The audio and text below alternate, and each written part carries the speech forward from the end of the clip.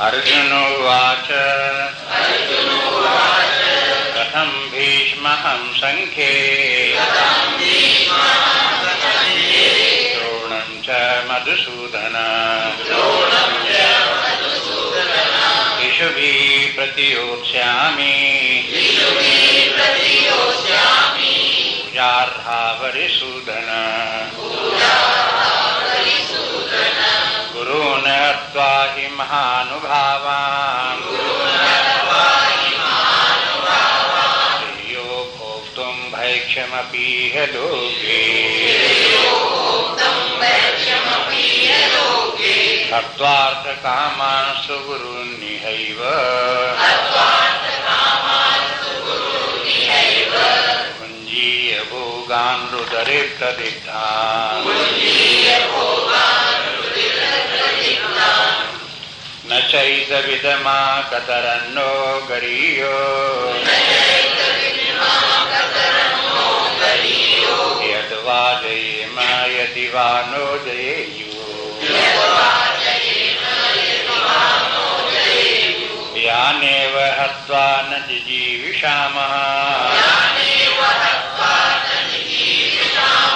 एव स्थिता प्रमुखे धार्तराष्ट्राः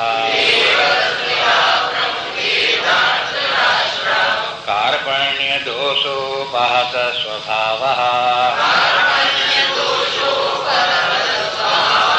पृच्छामि त्वां धर्मसम्मूढचेताः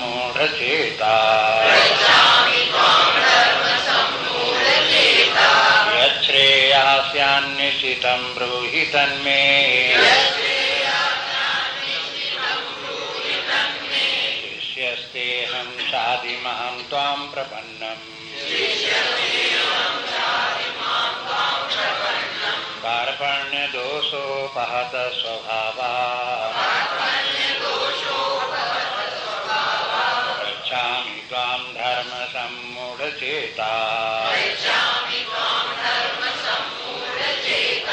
यच्छ्रेयस्यान्निश्चितं ब्रूहि तन्मे शिष्यस्तेऽहं शाधिमहं त्वां प्रपन्नम्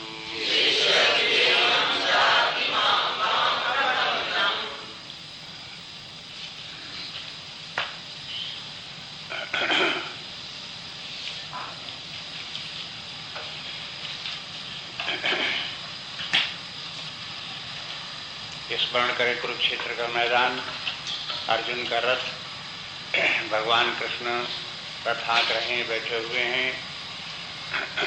अर्जुन भगवान कृष्ण के सामने वो सब तर्क प्रस्तुत कर रहा है जिसके की कारण से युद्ध नहीं करना चाहिए। उसे युद्ध करने में आपत्ति दिखाई देती है। उसके कई कारण बताए, कुछ कारण तो उसने पहले अध्याय में बताए थे और कुछ कारण फिर यहाँ आकर के दूसरे अध्याय में पुनः बताते हैं। विचार करते करते देखते हैं कि बहुत बार इसी प्रकार से होता है कि यद्यपि मुख्य धर्म व्यक्ति का वो नहीं है तो भी उसी को मुख्य धर्म मान लेता है और उसकी महत्ता को बढ़ चढ़ करके बोलने लगता है।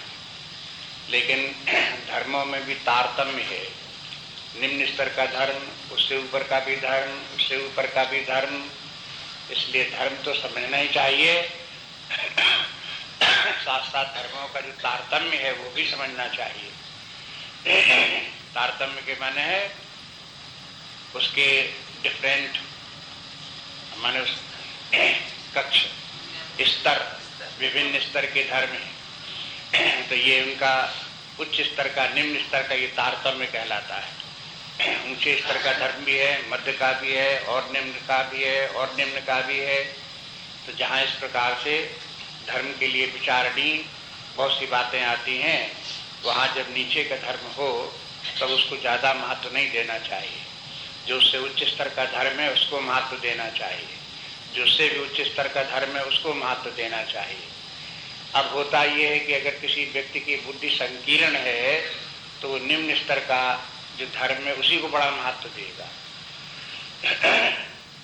लेकिन यदि व्यक्ति की बुद्धि परिष्कृत है ज्यादा कल्चर्ड है तो फिर और उच्च स्तर का वो धर्म उसको स्वीकार करेगा और उसे समझ में आएगा इसकी ज्यादा महत्ता है। फिर और ज्यादा उसके व्यक्ति का बुद्धि का विकास हुआ तो और उच्च स्तर के धर्म को स्वीकार करेगा। यहाँ तक कि एक धर्म है और एक परम धर्म है। परम धर्म क्या है? जो परमार्थ है वो परम धर्म है। ये धर्म जो है जो लौकिक स्तर पर हैं, भलाइयां बुराइयों के धर्म हैं, कर्तव्य के धर्म है, ये सामान्य धर्म है। एक स्तर ये आता जहाँ धर्म अधर्म दोनों की तरफ से दृष्टि को हटा करके परम धर्म के रूप में अपना आत्मज्ञान परमात्म ज्ञान उसे प्राप्त करना पड़ता है। तो वो परम धर्म का महत्ता व्यक्ति की तरफ तब जाती है, ये जब जाती है तब ये जो साधारण धर्म है उसकी तरफ से दृष्टि हट जाती है। दृष्टि हट जाने के माने ये नहीं कि उनका कोई मूल्य ही नहीं रह गया, वो व्यवहारिक जीवन भर में मूल्य है लेकिन परमार्थ में उनका कोई मूल्य नहीं।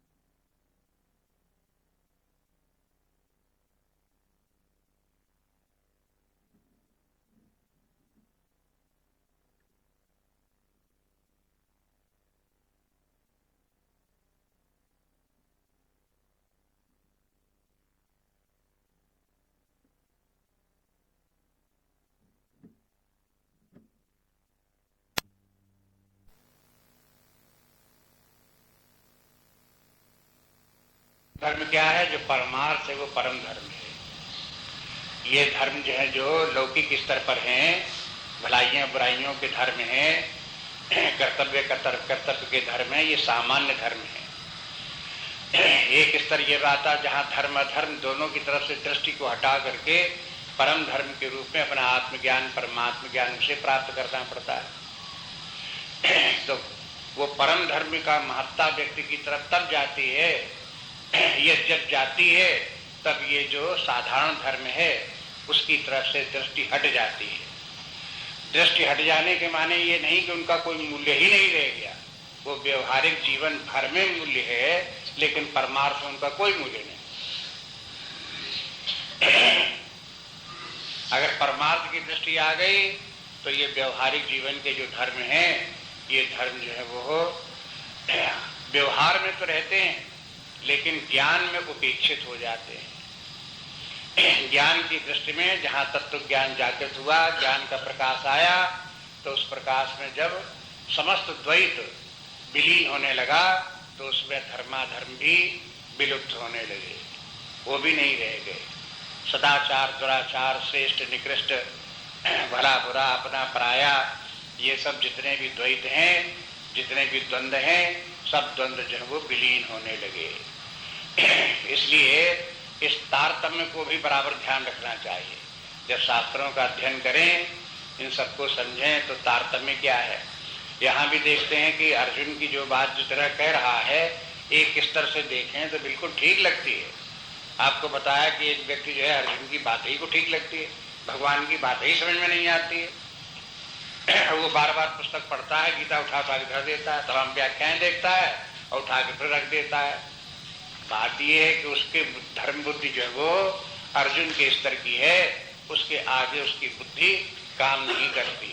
भगवान कृष्ण बतावे भी कि देखो तुम जिस धर्म की बात करते हो इससे भी उच्च धर्म तो है, लेकिन उसको उच्च धर्म नहीं समझ में आता, उसकी महत्ता समझ में नहीं आती।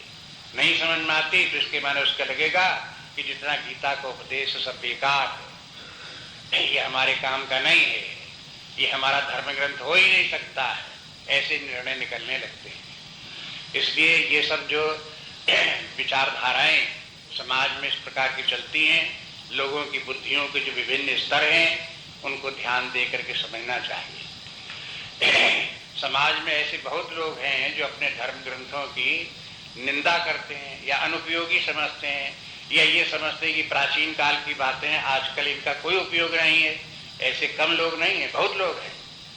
और जो लोग उस स्तर के होते हैं उनकी बात जब सुनते तो हाँ बिल्कुल ठीक, बिल्कुल ठीक, बिल्कुल ठीक, तुमने बिल्कुल ठीक बात कही, ऐसे करके जो है उनके बात बुद्धि में वही बात चढ़ जाती है।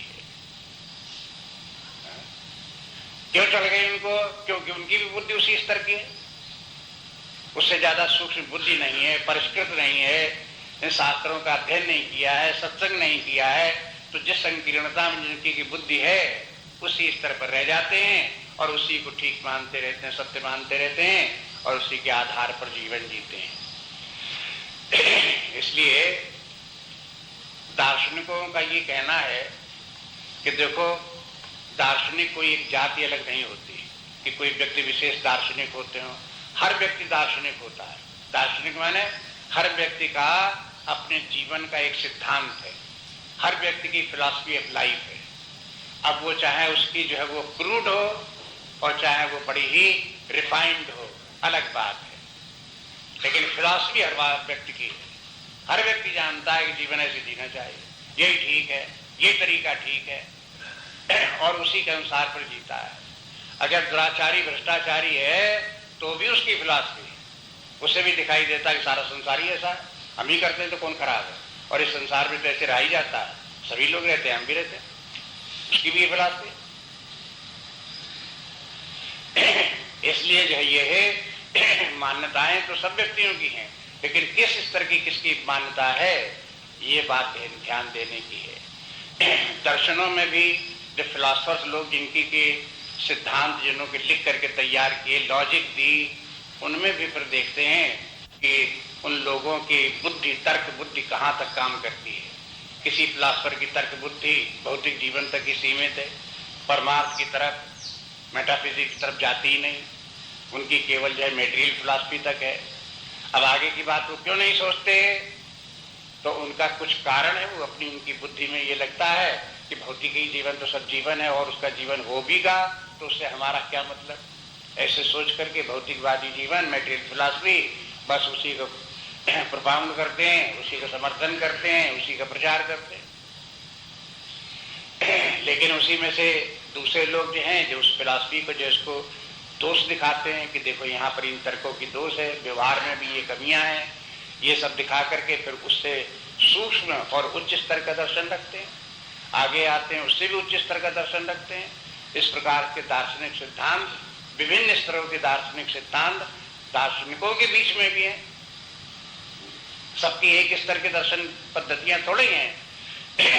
इस प्रकार से इसको ध्यान में रखना चाहिए कि जीवन के ये जो है मान्यताएं, स्वरूप किस किस प्रकार के हैं, सबके अपने अपने ढंग के हैं। तो इसलिए यहाँ पर भी गीता शास्त्र भी पहले इसी बात को दिखाता है कि देखो अर्जुन एक स्तर का उसका चिंतन चल रहा है और उस चिंतन के स्तर पर वही उसे ठीक दिखाई देता है और उसके समर्थन में उसके पास एक नहीं कितने तर्क हैं, तमाम तर्क हैं, 10-5 तर्क तो हैं उसके सामने, एक एक करके भगवान के सामने रख देता है कि बताओ ये कैसे करें, भी कैसे करें, युद्ध करना कहाँ ठीक है, अपने भाई बंधुओं को मारना कहाँ ठीक है, ये सब मारे जाएंगे तो कुल की क्या दशा होगी, वर्ण संकरता कैसे होगी, आगे का समाज कैसा बन जाएगा, ये सब उसके तर्क उसके सामने। अपने गुरुजनों को पितामह को, अपने गुरु को, इनके ऊपर बाण चलावे, ये भी तो नहीं जस्टिफाइड है, ये भी कोई धर्म थोड़ा है, ये सब बात भी वो सब बोलता जाता है। तो ये सब के सब ठीक ही है, कोई गलत नहीं है, लेकिन एक स्तर तक ही ठीक है। लेकिन जब भगवान कृष्ण ने कह दिया अर्जुन से कि देखो ये तुम्हारे विचार जो है ये अनार्जुष्टम है, अस्वर्ग कर्म है, अकीर्ति कर्म है, ये तुम्हारी क्लीवता है, तुम्हारी नपुंसकता है, कायरता है, तुम खड़े हो, युद्ध करो। तब अर्जुन को लगा कि कहीं कुछ हमसे गलती भी हो सकती है। भगवान कृष्ण कह रहे हैं तो इसके माने ये साधारण विचारवान व्यक्ति नहीं है, इनका भी ज्ञान ध्यान विचार इनका जो है बहुत श्रेष्ठ है, किसी दृष्टि से इनकी बात भी सही हो सकती है, लेकिन हो सकती है, लेकिन समझ में भी तो आवे तो क्या बात है। तो समझने की कोशिश करता है, लेकिन भगवान के 2 श्लोक बोल देने मात्र से उतने से उसको संतोष हुआ नहीं। उसे ये नहीं लगा कि हम में दोष कहाँ है, क्या कमी हमें है, कहाँ हम गलती कर रहे हैं, ये उसे समझ में नहीं आया। अब वो द्वंद्व में पड़ गया, उसे ये लगने लगा कि जो हम विचार कर रहे हैं वो ठीक है कि भगवान कृष्ण जो बोल रहे हैं वो ठीक है। इस स्थिति में जब वो आ गया तो अब क्या करें। अब उसको ये लगा कि उसको धीरे धीरे उसके मन में ये बात समझ में आई कि ये साधारण व्यक्ति नहीं है, भले ही हमारा से समय चला रहे हैं, इसके माने ऐसा थोड़ा ही है कि ये कुछ जानते ही नहीं है, इनको कुछ ज्ञान ध्यान है ही नहीं, ये सारथी मात्र हैं, ऐसा तो नहीं है। उसने जब वहां पर द्वारका में जाकर के चयन किया, इतने हजारों की सेना, नारायणी सेना एक तरफ और एक तरफ भगवान कृष्ण जिनके हाथ में अस्त्र शस्त्र नहीं, तो अर्जुन जब ने इनको चुना तो उसके ध्यान में कुछ थी बात कि इनमें विशेषता जरूर कुछ है, जो इतनी बड़ी नारायणी सेना से भी ज्यादा इनका मूल्य है। ऐसे समझ करके ही उसने इनको चुना था, माने मूल्य बुद्धि इनमें थी, इनकी महिमा को समझ रहा था, इसीलिए उसने इतनी सब बातें भगवान कृष्ण के सामने रखी भी, अपने तर्क भी रखे। अब बाद में उसको धीरे धीरे करके समझ में आया कि अब इनसे हमें मार्गदर्शन लेना चाहिए, और ये क्या बताते हैं, इनका धारणा क्या है, क्यों युद्ध करने के लिए हमसे कहते हैं, और जितने हमने तर्क दिए उन सब तर्कों को ये किस प्रकार से काटते हैं, क्यों नहीं स्वीकार करते हैं, ये बात जरा समझनी चाहिए। तो फिर वो भगवान कृष्ण से अब जो वो दूसरे प्रकार से बोलने लगता। अभी तक तो तर्क दे रहा था, अब ये कहता कि भाई इन सब बातों को विचार करने के बाद में अब हम कुछ निर्णय नहीं कर पा रहे हैं। अब इस श्लोक में देखो उसका विचार बदलता है, कैसा रूप आ गया, कार्पण्य दोषो पाहत स्वभाव, कि हमारा जो है कार्पण्य दोष आ गया, उसके कारण से अब हमारा जो है ये है कुछ समझ में नहीं आता है। पृच्छामि त्वाम धर्म सम्मूढ़ चेता, धर्म सम्मूढ़ में धर्म के विषय में क्या करना चाहिए क्या नहीं करना चाहिए, ये कंफ्यूजन मेरे मन में आ गया है। अब मैं निर्णय नहीं कर पा रहा हूं कि युद्ध करना ही चाहिए कि नहीं करना चाहिए। इसलिए पृच्छामि त्वाम, इसलिए मैं आपसे पूछ रहा हूं। यह श्रेया स्यान निश्चितम ब्रूहितन में, इन दोनों में से जो श्रेयस्कर बात हो वो आप मुझे बताइए। युद्ध करना श्रेयस्कर हो तो वो बताइए क्यों श्रेयस्कर है, कैसे करना चाहिए, और नहीं करना चाहिए युद्ध तो जो मैं कह रहा हूं वही ठीक है, वही श्रेयस्कर है, तो आप बताओ, उसका समर्थन करो हमारी बात को, तो वैसे ही करें, युद्ध न किया जाए। इतना कहने के बाद में भी लगता है कि भगवान कृष्ण जब नहीं बोले, सुनते ही रहे, तो अर्जुन ने फिर आगे थोड़ा और बढ़ करके भगवान से कहा कि देखो आप बताइए, शिष्यस्ते हम, मैं तो आपका शिष्य हूं, मैंने शिष्यता स्वीकार कर ली, और बोला कि त्वाम प्रपन्नम, मैं आपकी प्रपन्न हूं, आपकी शरण में आया हूं। तो अब देखो जब ये बात आ गई, शरण में आया हूं, मैं आपका शिष्य हूं, तब तो भगवान कृष्ण को बताना ही पड़ा। बस उसके बाद तो फिर बोलना ही पड़ता है।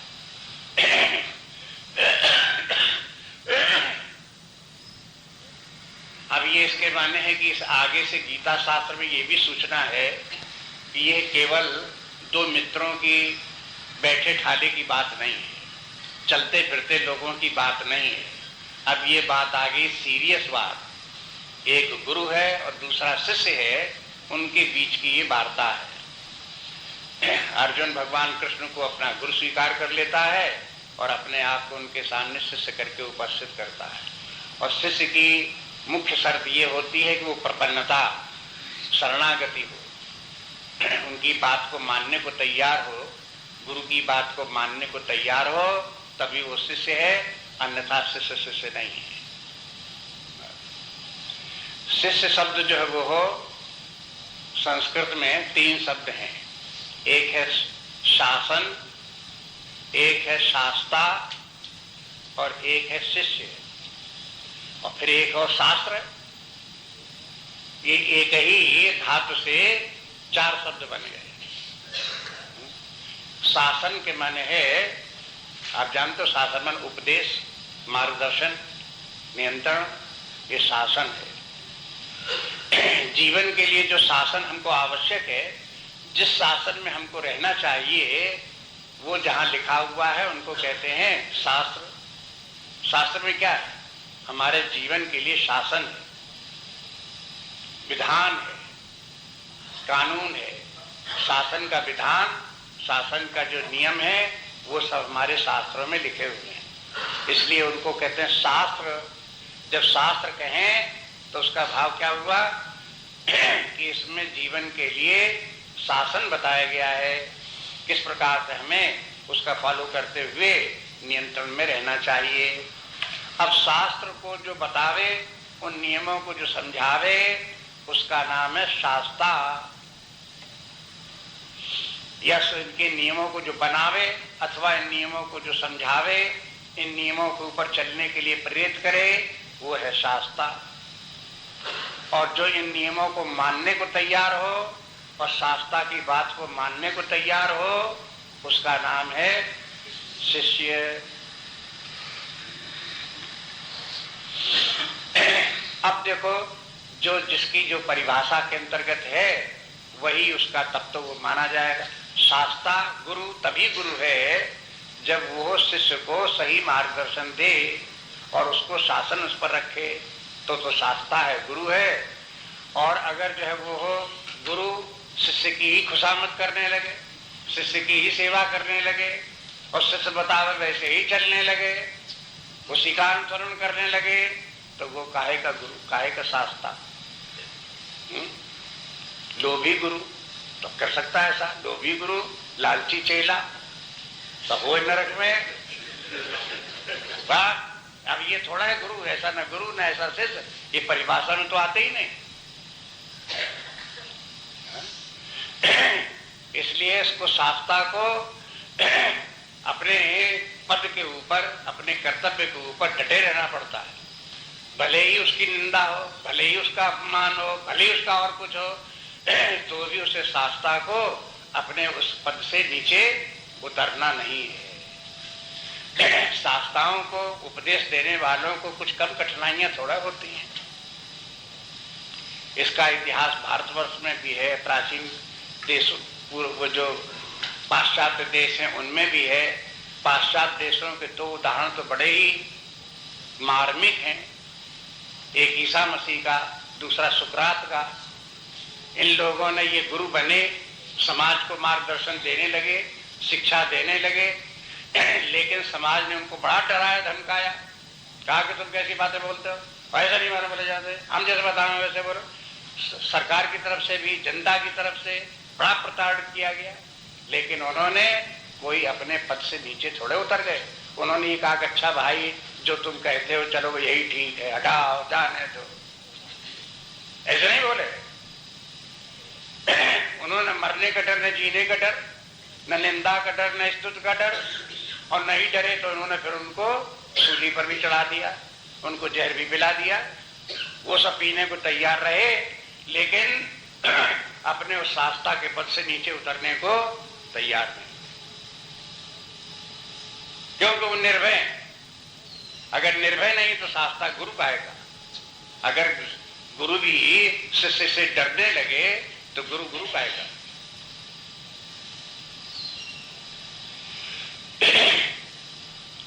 इसी तरह से गुरु की जिस प्रकार से उसकी मर्यादा है, उसका एक अपना कर्तव्य है, इसी प्रकार से शिष्य का भी है। शिष्य भी शिष्य कब है? जब गुरु के शासन को माने, सुने, फॉलो करे तो शिष्य है। और गुरु कहता रहे शिष्य सुन में न करे, पकड़े दो तो क्या हुआ? शिष्य है। कुछ नहीं शिष्य, तथाकथित कहलाने भर का शिष्य, वो अपने मन में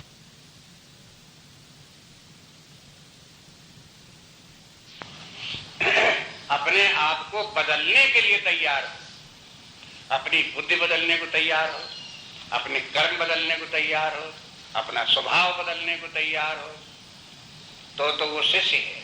जो कहे मैं जैसा हूं रहूंगा ऐसा ही, बस केवल आपको गुरु मान लेता हूं, उसका जो ऐसा शिष्य जो है वो कुछ शिष्य नहीं है, रत्ती पर भी 1% भी शिष्य नहीं। यही दोष यहां आगे दिखा भी दिया। आचार्यों को कहना, जो व्याख्या करने वाले गीता के हैं, वो कहते हैं अर्जुन तो बोलता तो है कि शिष्यस्ते हम, कि मैं आपका शिष्य हूं। साध इमाम के माने आप हमें मार्गदर्शन करिए, शिक्षा दीजिए, उपदेश दीजिए, मैं आपकी शरण में हूं। लेकिन आगे चल करके वो ये कहता है कि न योत्स्यम, मैं युद्ध नहीं करूंगा, ऐसे कह करके बैठ गया। तो जैसे ही वो ऐसे कहे मैं युद्ध नहीं करूंगा, पहले तो बोला मैं आपका शिष्य हूं, और उसके बाद अपनी जो बात उसके मन में चढ़ी हुई थी कि युद्ध करना नहीं ठीक है, उसके लिए उसने 10 तर्क दिए थे। उन तर्कों के आधार पर कहता कि मैं युद्ध नहीं करूंगा, ऐसे कह करके बैठ गया। तो भगवान हंस दिए। प्रासन्यो भारत, 2 प्रासन्यों के लोगों ने जो आगे इस श्लोक में आता है वो यही व्याख्या की कि भगवान हंसने लगे, वाह वाह, ऐसा शिष्य तो हमने आज ही देखा। जो कहे कि हम आपके शिष्य हैं और फिर कहे कि ये मैं आपकी बात नहीं मानता, मैं तो अपने युद्ध करने का जो निश्चय कर सका हूं वही करूंगा। प्रासन्यों को माने क्या? हंस देना किसी बात पर। जब कोई दूसरी व्यक्ति गलती कर रहा हो तो गलती देख करके उसके ऊपर हंसना प्रासन्य हो। फिर शिष्य होते हैं। इसलिए जो है शिष्य के जो धर्म है, उसकी जो शिष्य की अपनी मर्यादा है वो भी है। शास्त्रों में कहा गया है कि जो व्यक्ति इस प्रकार से अपने उपास्य को बदलने को तैयार न हो, अपने मंत्र को बदलने को न तैयार हो, अपने स्वभाव को बदलने को न तैयार हो, अपने आचरण को बदलने को न तैयार हो, ऐसे व्यक्तियों को किसी गुरु के शरण में नहीं जाना चाहिए। क्यों? कि ऐसे व्यक्ति जो है उनका गुरु से कोई उपकार होने वाला नहीं है, कोई भलाई उनकी होने वाली नहीं है। उनको चाहिए कि पहले स्वयं देख लें, हम गुरु के पास जाएंगे तो वो ऐसी बात भी बता सकता है जो हमें प्रिय नहीं है, जो हमें अच्छी नहीं लगती है, वो भी बोल सकता है। अगर ऐसा बोलता है तो फिर हमें उसकी बात सहन करेंगे, उसकी बात स्वीकार करेंगे, विचार करेंगे, जहां तक होगा उसको फॉलो करने की कोशिश करेंगे, प्रतिवाद नहीं करेंगे। प्रतिवाद करने के माने आप बिल्कुल गलत बात बोलते हो, हम नहीं सुनते साथ, ये तो हो गया प्रतिवाद। और दूसरा कहना ये कि भाई आप कहते हो बात है बहुत कठिन, करने की कोशिश करते हैं, आज नहीं होगा कल करेंगे, कल नहीं होगा परसों करेंगे। बहुत कभी कभी गुरु और लोग शिष्यों के जो संबंध है अपने शास्त्रों में देखो, व्यवहार में देखो, जीवन में दर्शनों में देखो, तो आपको बता चुके हैं कि गुरु लोग कभी कभी शिष्यों को साधारण बात क्या उपदेश देना, शिक्षा देना तो कोई शब्दों वाला थोड़ी होता है। कभी कभी प्रैक्टिकली उनको करने के लिए कुछ काम ऐसे बता दिए जाते हैं जो उनके प्राण संकट में आ जाते हैं, उनको बड़ी मुश्किल दिखाई देने लगती है। हर व्यक्ति अपना सम्मान चाहता है, शिष्य भी सम्मान चाहता है, और गुरु भी उसका सम्मान ही करता रहे तो फिर तो शिष्य का हो गया कल्याण। क्या होगा? उसका सम्मान नहीं, उसका अपमान भी करना पड़ता है। लेकिन इसके बदले में ये नहीं है कि शिष्य जो गुरु का अपमान करने लगे। गुरु जो शिष्य का अपमान करता है उसकी भलाई के लिए करता है, और अगर शिष्य गुरु का अपमान करने लगेगा तो उसे जो ज्ञान प्राप्त होना चाहिए, जो मार्गदर्शन और लाभ प्राप्त होना चाहिए, उसे वो वंचित हो जाएगा, गुरु को क्या बिगड़ता, अपमान करो चाहे मान करो, वो तो मान अपमान से सबसे ऊपर है, उसकी क्या, उसके ऊपर उसका कोई असर नहीं। लेकिन अगर शिष्य अपने मान को लिए बैठा रहेगा, स्वाभिमान को लिए बैठा रहेगा और गुरु की प्रताड़ना को, डांट को और उसके धमकाने को या उसको इस प्रकार का कार्य करने के लिए जो उसके लिए अपमानजनक है करने के लिए कह देता है और उसको वो बात नहीं सुनने को तैयार है, उसके गले नहीं उतरती है, तो ये उसके शिष्य के लिए उसका ये कर्तव्य की विपरीत बात है। उस शिष्यता का जो उसका धर्म है वो धर्म वहां पर खंडित हो जाता है।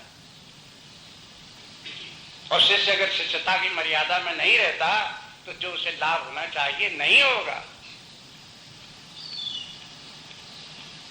ये बातें ध्यान में रखनी पड़ती है। इसलिए जहां गुरु और शिष्य के संबंध आते हैं उसका एक बात तो यहां पर बोली गई, जो अर्जुन ने प्रैक्टिकली भगवान के सामने शिष्यता स्वीकार की और फिर भगवान ने उसको कैसे उपदेश दिया। दूसरे चौथे अध्याय में चल करके एक बार फिर गुरु और शिष्य के संबंध में संक्षेप में श्लोक भगवान बता देते हैं सिद्धांत रूप में। तद विद्धि प्रणिपातेन परिप्रश्नेन सेवया उपदेक्षन्ति ते ज्ञानम ज्ञानिनः तत्वदर्शिना। ये श्लोक जो वहां पर भी इस शिष्य को चाहिए कि गुरु के पास जाए, उसकी सेवा करे, उसकी पूजन करे और उससे प्रश्न पूछे, अपने शंकाओं का समाधान उनसे करे, समझने की कोशिश करे और उसी प्रकार से अपने को बदले, अपनी बुद्धि को बदले, अपने विचारों सिद्धांतों को बदले, अपने जीवन को बदले, तब उसका उत्कर्ष होगा, तब उस श्रेष्ठता महानता को प्राप्त होगा। और फिर वे गुरु लोग भी जो कि ज्ञानी लोग हैं, आत्मज्ञानी हैं, शास्त्र ज्ञानी हैं, वे गुरुजन फिर उसको उपदेश भी देंगे, उस उपदेश से उसको शिष्य को लाभ भी होगा, उसका जीवन का उत्कर्ष होगा।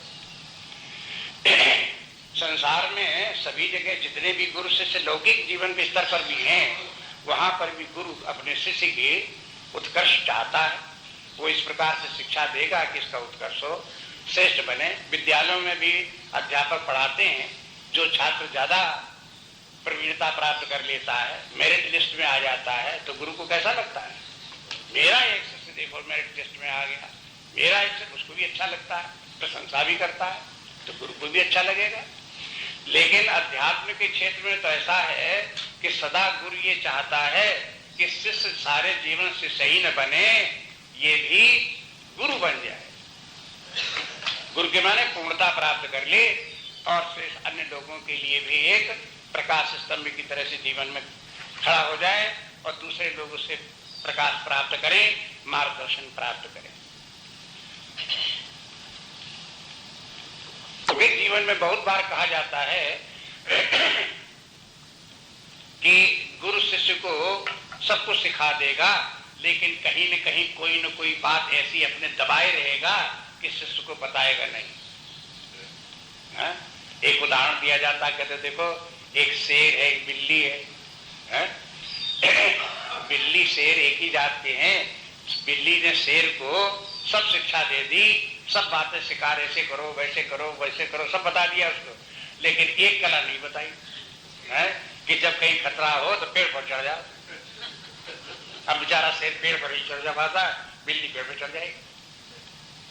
तो ये उदाहरण ये दिया जाता है कि सब कुछ बता दिया, लेकिन कुछ न कुछ गुरु मंत्र अपने छिपाए रखते हैं, नहीं बताते हैं उसको। ये लौकिक बात है। लेकिन अध्यात्म के क्षेत्र में ये है कि गुरु जो है वो इस स्तर का गुरु होता है, वो कुछ नहीं छिपाता और बराबर चाहता है कि किसी केन प्रकार ये भी इसी स्तर पर पहुंच जाए, इसका सबका सारा ज्ञान निवृत्त हो जाए, पूरा का पूरा जो इसका हृदय स्वच्छ निर्मल हो जाए और जो परम धर्म है, ये परमार्थ है, ये आत्मज्ञान है, परमात्म ज्ञान है, जो पूर्णता है, ये इसे शीघ्र प्राप्त हो जाए। उसी के लिए 50 युक्तियां करेगा, तरह तरह से उपदेश देगा, तरह तरह के प्रकार करेगा। वो गुरु कभी भी ये नहीं चाहता कि शिष्य हमसे कम रहे, बराबर समकक्ष आ जाए, इस बात की कोशिश करेगा। वो उसके मन में कपट नहीं होता। जैसे संसारी लौकिक जीवन में गुरु लोगों के मन में कपट रहता है, हो सकता है मैंने कपट कभी कभी किसी किसी के, उस प्रकार से वो कपट इनके जो अध्यात्म विद्या के जो गुरु हैं उनके मन में नहीं रहता है। इसलिए यहाँ पर एक बात यही है कि गुरु जब जो कुछ ही बता रहा है, चाहे वो हमारी समझ में आ रहा हो, चाहे न समझ में आ रहा हो, चाहे वो कठिन लग रहा हो, चाहे आसान लग रहा हो, उसको फॉलो करने की कोशिश करनी चाहिए, उसी को सत्य माने, तभी उसका नाम श्रद्धा है। यही बात श्रद्धा की जब परिभाषा दी गई वहां पर भी यही बता दिया गया, गुरु शास्त्र वाक्य से सत्य बुद्ध्यावधारणा सा कथिता श्रद्धा सद्भी। अरे सत्पुरुषों ने श्रद्धा किसे कहा? जब शास्त्र के वचन को सत्य माने और जब गुरु के वचन को सत्य माने। अगर उसको सत्य समझ में आ रहे हैं तो उसमें कोई विशेष बात ही नहीं है, लेकिन सत्य न लग रहे हो, उसमें भी कहीं दोष लग रहा हो, कठिनाई लग रही हो, तो भी उसे सत्य मान करके समझने की कोशिश करें। कभी कहते कि मेरी समझ में नहीं आते, नहीं समझ में आते तो फिर समझने की कोशिश करो, फिर पूछो, लेकिन ये मत कह दो कि आप जो बोलते हो वो बिल्कुल गलत। इसके माने श्रद्धा का था क्या? श्रद्धा रहेगी? श्रद्धा के माने तब तक है जब तक गुरु की बात के ऊपर आप विचार कर रहे हैं। क्यों ऐसा कहा, ये पूछ सकते हो, क्यों ऐसा कहा, उसका समाधान कर देगा। लेकिन ये मत कहो कि आपने जो कहा बिल्कुल गलत, हम आपकी बात को नहीं सुनते, या शिष्यता की मर्यादा समाप्त हो गई। इसलिए इस बात को ध्यान में रख करके इस श्लोक में ये अर्जुन की जो शिष्यता अर्जुन ने स्वीकार की, उस बात को देखो, ध्यान दो इसको।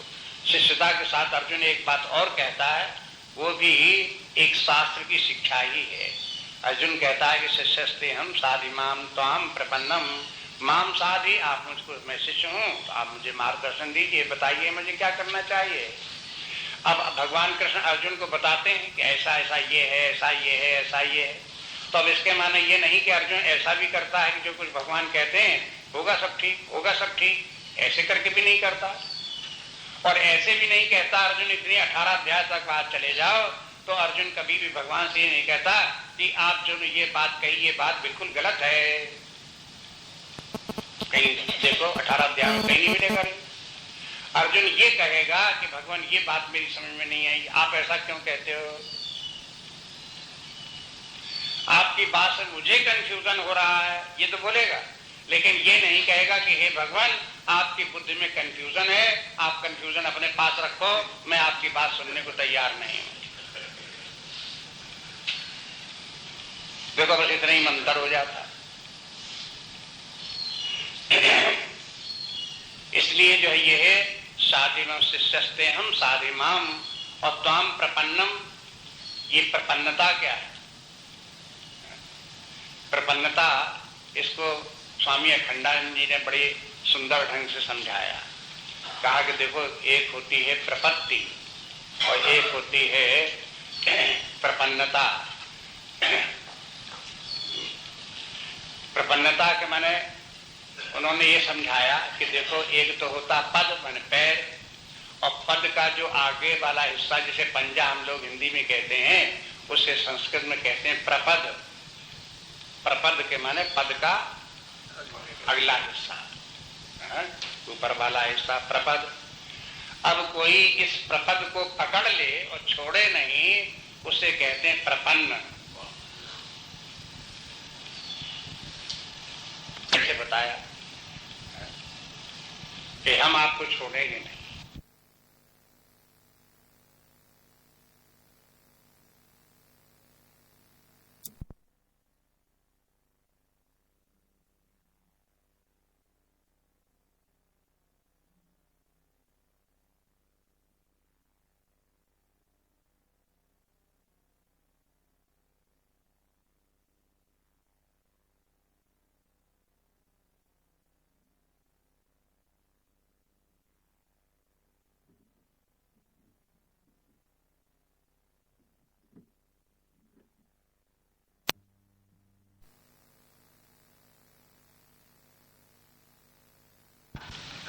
अगला हिस्सा ऊपर वाला हिस्सा प्रपद।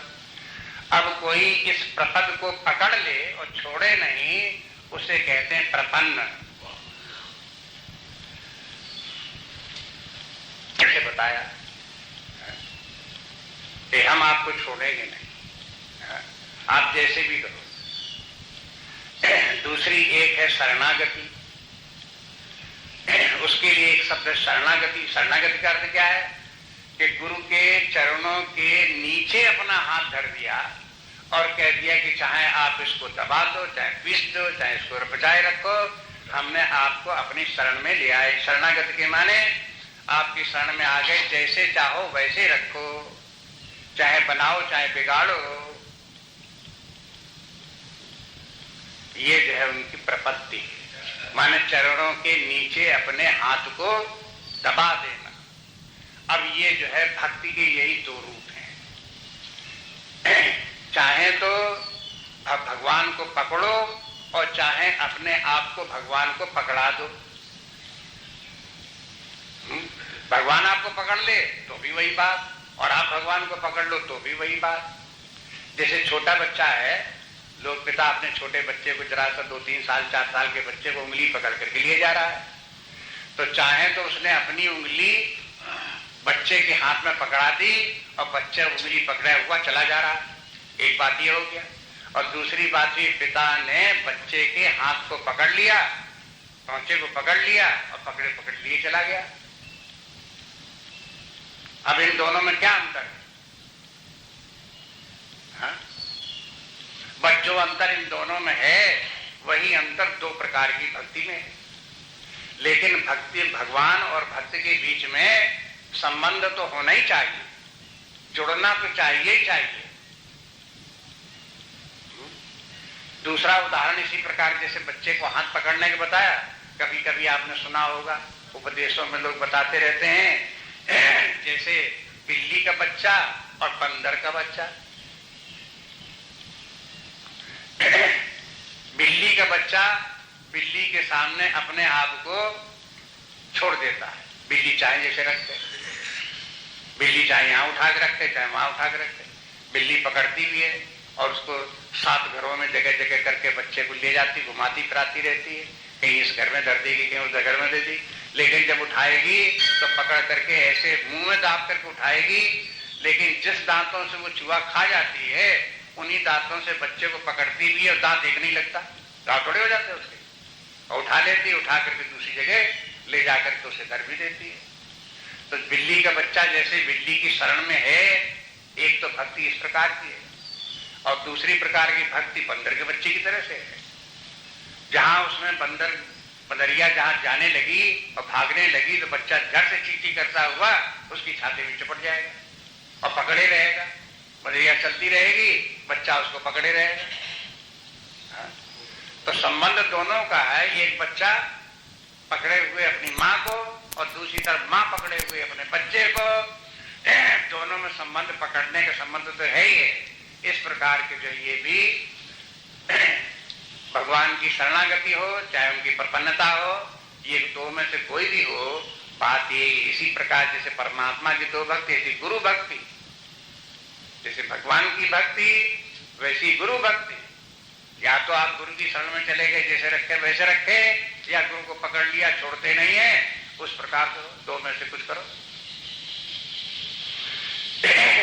लेकिन ये जो है वो बराबर इसमें जो है वो गुरु शिष्य में अपनी अपनी मर्यादाएं, अपने अपने धर्म को समझना चाहिए। इसलिए कहते हैं सस्यस्ते हम साधिमाम त्वाम प्रपन्नम। यहाँ प्रपन्न के माने हैं हम आपकी शरण में हैं, आप मुझे शिक्षा दीजिए। आप देख लो, प्रपन्न के माने हम आपकी शरण में, शरण में है कि जैसे हमें जो कुछ करना हो वो आप बताइए, हम आपकी बात को मानने को तैयार हैं। एक बात ये श्लोक प्रारंभ हुआ, वो श्लोक हुआ कार्पण्य दोषो पात स्वभाव। ये कार्पण्य क्या है? कृपणता से कार्पण्य बना, हमारे हृदय में कृपणता आ गई। ये कृपणता, हिंदी में जो कृपणता के माने है कंजूसी है, इसका उल्टा उदारा। जो व्यक्ति उदार है, एक तो उदार व्यक्ति होता है, एक कृपण होता है। उदार व्यक्ति होगा, जो मांगो उसे देता चला जाएगा, और कृपण व्यक्ति हो तो छुआ ही नहीं देगा, जरा भी कुछ नहीं देगा, चाहे जितना मांगते रहो उससे। दोनों में अंतर इस प्रकार का है। लेकिन संस्कृत में ये शब्द जो है भिन्न प्रकार से प्रयोग में आते हैं। संस्कृत का अलग अलग अर्थ, हिंदी में आकर के शब्दों के अलग अर्थ अलग हो गए, इसलिए सब जगह एक ही अर्थ है। यही लिए मत ढूंढते रहो, नहीं तो फिर अर्थ नहीं लगेगा।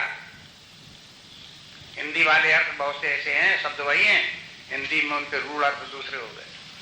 उदारा और कृपणता ये संस्कृत में इस प्रकार से नहीं है। आप देखेंगे आगे चक्कर 7वें अध्याय में जब भगवान कहते हैं उदारा सर्वे वैते, वहां उदारा सर्वे वैते मैंने 4 प्रकार के भक्त बता दिए, और चारों प्रकार के भक्त उदार हैं। तो वहां उदार के माने नहीं कि सब बहुत बांटते रहते हैं और बड़े दानी हैं इसलिए उदार हैं। उदारा के माने वहां श्रेष्ठ है। ये सभी चारों प्रकार के भक्त, चारों प्रकार के व्यक्ति श्रेष्ठ हैं। उदार के माने श्रेष्ठ, और कृपण के माने निकृष्ट, उल्टा। ये अर्थ संस्कृत में लगे। कार्पण्य दोषो कहते हमारी बुद्धि बड़ी निम्न प्रकार की हो रही है, काम नहीं कर रही है, दुर्बल हो रही है बुद्धि। हम निश्चय नहीं कर पा रहे हैं कि क्या धर्म है क्या धर्म है। ये हमारी बुद्धि में इस समय कमजोरी है। जो बुद्धि की कमजोरी अनुभव कर रहा है, अपनी बुद्धि की कमजोरी अर्जुन, उसको वो कृपणता नाम देता है। इस समय बुद्धि में हमारे में कृपणता आ गई, ऐसी कमजोरी आ गई है। तो कार्पण्य दोषो उपहत स्वभावा, उसके कारण से हमारा जो उपहत स्वभावा के माने हमारी बुद्धि जो है वो कार्य नहीं कर रही है, आच्छादित हो गई है इस कृपणता के कारण से। और इसलिए धर्म सम्मूढ़ माने निश्चय नहीं कर पा रहे हैं कि क्या हो। मूढ़ के माने धर्म में मूढ़ हो जाना, मूढ़ हो जाने के समझ में ना आना, क्या करें क्या ना करें, इसे मूढ़ता कहते हैं। तब ये कहते हैं कि देखो यहाँ पर जहां व्यक्ति को जो बात समझ में नहीं आती उसको मूढ़ता कहना। अब यहाँ धर्म के प्रति भी मूढ़ता होती है।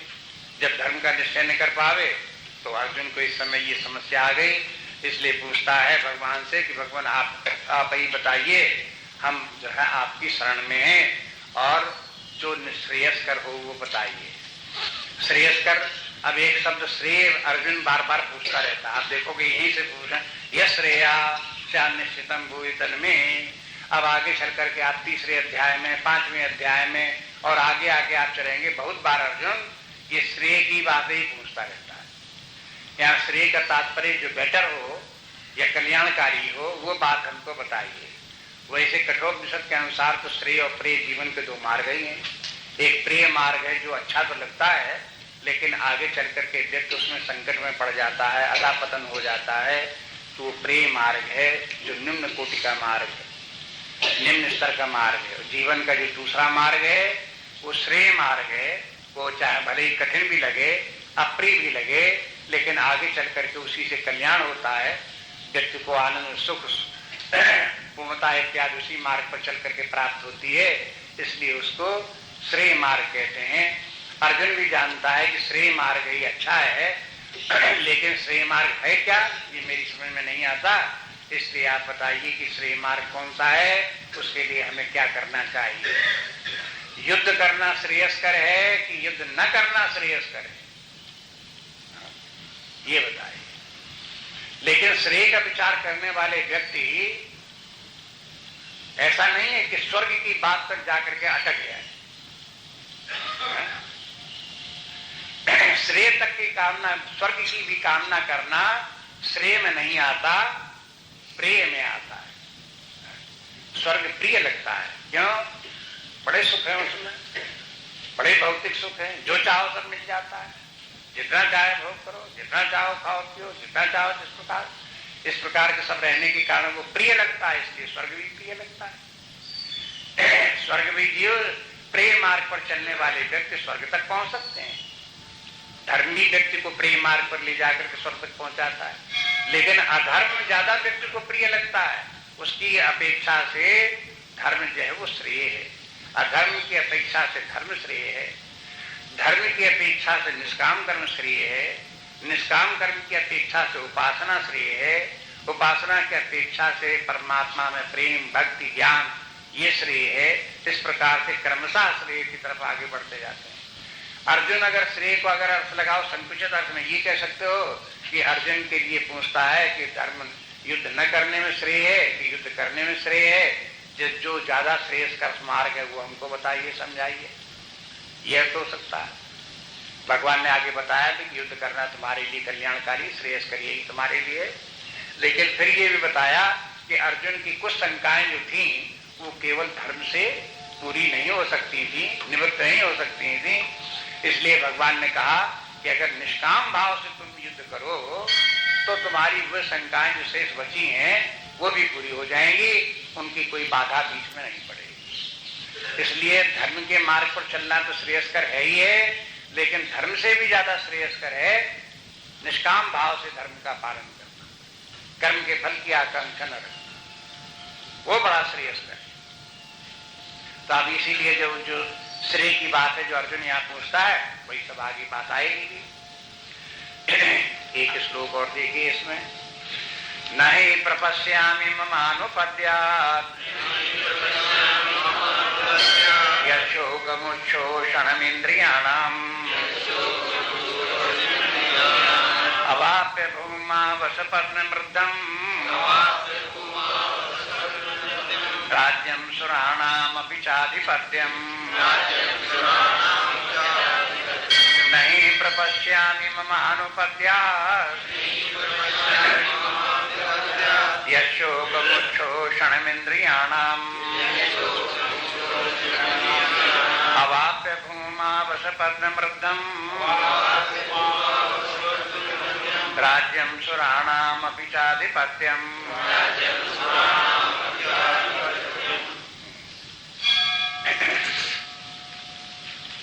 ये कृपण शब्द जैसे गीता में प्रयोग किया गया है, इस अर्थ में प्रयोग जो उपनिषदों में भी शब्द प्रयोग में आया है। गीता में जो ये भाषा शैली जो स्वीकार की गई है वो उपनिषदों की है, लेकिन इसे बातचीत का रूप दे दिया गया है, ज्यादा टेक्निकल नहीं रखा है। व्यवहारिक जीवन में जो शब्दों के जैसे प्रयोग करते हैं उस रूप में ले आए हैं। उपनिषद में, बृहदारण्यक उपनिषद में एक सभा बैठी जो वेदांतियों की थी, ब्रह्मवादियों की सभा थी। उसमें पुरुष भी थे, स्त्री भी थे, याज्ञवल्क्य इत्यादि ऋषि थे, उसमें गार्गी जैसी स्त्रियां थी। तो वहां पर याज्ञवल्क्य गार्गी से कहते हैं कि यो वै गार्गी एतत् अक्षरम अभिदित्वा अस्मिन् लोकात् प्रयति सकृपणः। वो बोले कि देखो, जो व्यक्ति लोक से मनुष्य शरीर तो प्राप्त हुआ, मनुष्य लोक में तो आया, लेकिन उसने अक्षर अविनाशी परम तत्व परमात्मा आत्मा नहीं जाना, बिना उसको जाने यहाँ से चला गया, वो व्यक्ति कृपण है। अब आप देखो यहाँ कृपण शब्द किस अर्थ में प्रयोग हुआ है। प्रयोग से शब्द के अर्थ का भी पता लगता है कि अगर किसी व्यक्ति ने आत्मज्ञान परमात्म ज्ञान नहीं प्राप्त किया और जीवन उसका पूरा हो गया तो क्या हुआ, बोले कृपण है। माने उसका जीवन पर समझो निम्न स्तर का व्यक्ति है, श्रेयस्कर जैसे होना चाहिए, उदारा जैसे होना चाहिए, श्रेष्ठ व्यक्ति होना चाहिए, श्रेष्ठता उसने प्राप्ति नहीं की, ऐसे ही साधारण जीवन उसने अपना बिता दिया, पशु स्तर का जीवन बिता दिया या भौतिक जीवन का स्तर जीवन का बिता दिया, आत्मज्ञान परमात्म ज्ञान पाया ही नहीं। इस अर्थ में कृपण शब्द का प्रयोग है।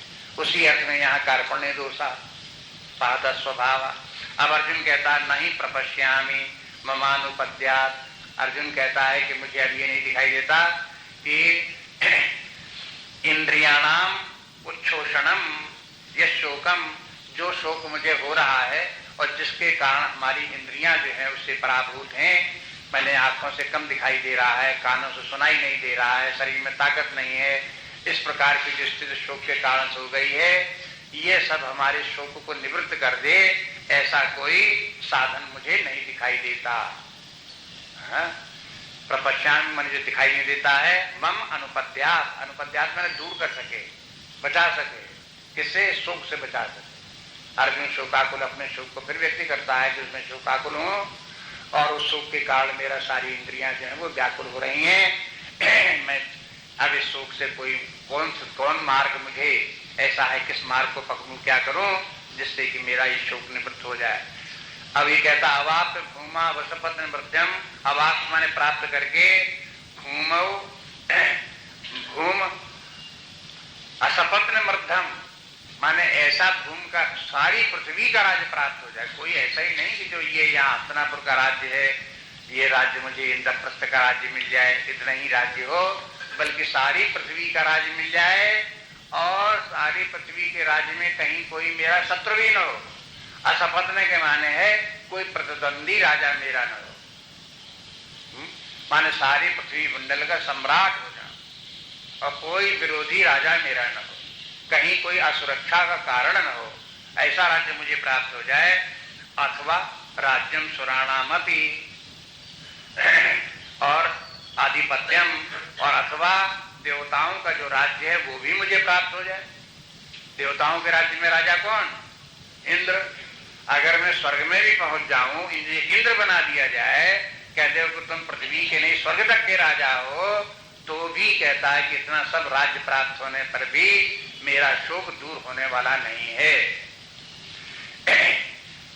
हो सकता है अर्जुन के मन में ये हो कि भगवान ने अर्जुन से कह दिया कि अर्जुन उठ खड़े हो, ये तो कायरता की बात, युद्ध करो, तो शायद भगवान ये समझे हो कि इस समय जो हमें शोक हो रहा है वो इस शंका के कारण से हो रहा है कि शायद मैं पराजित भी हो जाऊं।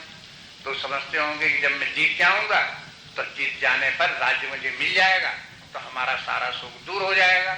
लेकिन अर्जुन कहता है वो राज्य जीत जाने पर भी और राज्य मिल जाने पर भी जो मुझे शोक है वो कहां दूर होगा, क्योंकि हमारे भाई बंधु तो उसमें सब मारे जाएंगे, उनके मारे जाने का हमें शोक है, वो शोक राज्य मिलने से कहां दूर होगा।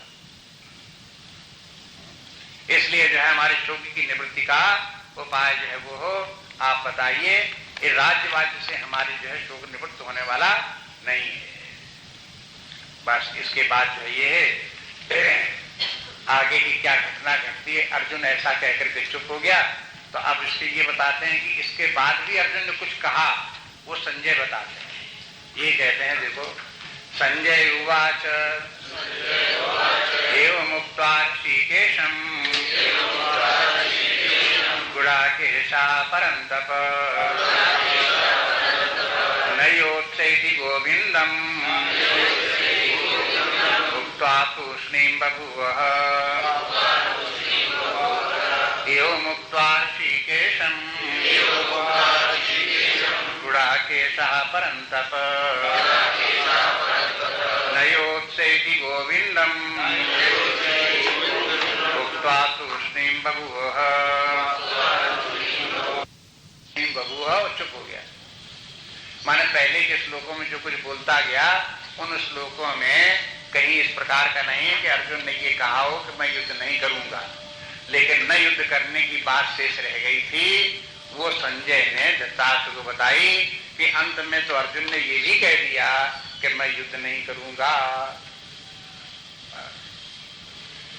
ये बात हालांकि अर्जुन के सीधे मुख से नहीं आई, संजय के द्वारा सुनने में आ रही है कि मैं युद्ध नहीं करूंगा, लेकिन उसने कहा तो है ही, तब तो संजय ने कहा। कोई संजय ने कोई झूठ थोड़ा कह दिया? जरूर अर्जुन ने कहा होगा कि मैं युद्ध नहीं करूंगा, संजय ने सुना भी होगा, तभी संजय ने धृतराष्ट्र बताया, तो उसने तो कह दिया मैं युद्ध नहीं करूंगा। न योत्सयति गोविंदम उक्त्वा, मैं युद्ध नहीं करूंगा, योत्स माने युद्ध नहीं करूंगा, मैं युद्ध नहीं करूंगा, ऐसा निश्चय करके उसने अपनी तरफ से बता ही दिया। इसमें इस श्लोक में थोड़ा एक टेक्निकल बात भी है। कहते हैं कि देखो, एक तो ये है एवं मुक्त्वा ऐसा कह करके, और फिर दूसरी पंक्ति में फिर आता है न योत्सैति गोविंदम उक्त्वा तूष्णीं बभूव। दो बार यो उक्त्वा उक्त्वा आया, दो बार की बोल ऐसा कह करके तो बोले कि देखो इसमें पहली बार जो उक्त्वा आया है उसका जो है संधि विच्छेद दूसरी तरह से करना चाहिए। एवं मुक्त्वा, एवं मुक्त्वा नहीं, एवं मुक्त्वा ऋषिकेशं गुणाकेशा परंतप। इस प्रकार से गुणाकेश परंतप ने ऋषिकेशम भगवान कृष्ण के ऊपर एवं मुक्त्वा सब बात उन्हीं के ऊपर छोड़ करके, मुक्त्वा के माने छोड़ करके, सब बात भगवान अर्जुन ने कह दिया कि अब आपके ऊपर है, जो बताओ वैसा करें, आप ही समझाओ सो करें। इसके मैंने सब बातें जो है वो भगवान अर्जुन ने भगवान कृष्ण के ऊपर छोड़ दी। और दूसरी पंक्ति में जो उक्त्वा है वहां पर भी मुक्त्वा, लेकिन उसका क्या, गोविंदम उक्त्वा, गोविंद से उक्त्वा माने अर्जुन बोला, बोला जो है वो बोल करके तूष्णीम बभू है। उक्त्वा के माने बोला नहीं, बोल करके है? वो जो है वो तूष्णीम बभू है। उसके बाद जो वो तूष्णी माने चुप हो गया, मौन हो गया, बोलना बंद कर दिया। अब भाई जब एक व्यक्ति बोलना बंद करे तब तो कोई दूसरा बोले। अगर अर्जुन ही बोला चला जाए तो अर्जुन की गीता हो जाए, अर्जुन की गीता हो जाए भगवान भगवत गीता के। इसलिए अर्जुन ने बोलना आकर जो कुछ कहना था सो आके बोल चुप हुआ और बाद में भगवान ने बोलना शुरू किया। अब जब भगवान बोलते हैं तब अर्जुन बड़े धैर्य से सुनता भी है। बोलता था तो तब बोलता ही चला गया, लेकिन उसके बाद सुना तो सुनता ही रहा और खूब सुना, उसने बड़े धैर्य से सुना। अब आगे अर्जुन का जो सुनने का जो उसकी कैपेसिटी है, मात्रा है, उसको भी देखो कितना सुनता है। ऐसे सुनने का भी तो धैर्य होना चाहिए अर्जुन की तरह। शिष्य से है तो अर्जुन की तरह शिष्य हो, अर्जुन की तरह सुनने को तैयार हो और बात के ऊपर ध्यान दे, समझने की कोशिश करे। तो कहते हैं कि इस प्रकार से ये बात यहाँ पूरी हुई। तब अब इसके बाद भगवान कृष्ण के बोलने का नंबर आता है, तो वो संजय उसकी भी सूचना देते हैं। अब भगवान कृष्ण बोलते हैं तो ये बात अब कल देखेंगे। अर्जुन तक का बोलना और चुप हो जाना, यहाँ बात पूरी हो गई।